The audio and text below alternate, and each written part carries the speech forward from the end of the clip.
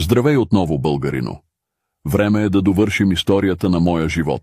През 869 и 870 година в Цариград 8-ият Вселенски църковен събор реши да се учреди самостоятелната българска православна църква с пръв архиепископ Йосиф. Римското духовенство напусна страната.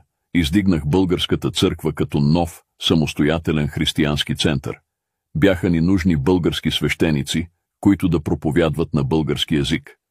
Затова през 885 година от Великоморавия, в България, пристигнаха учениците на Кирил и Методий, Климент, Наум и Ангеларий.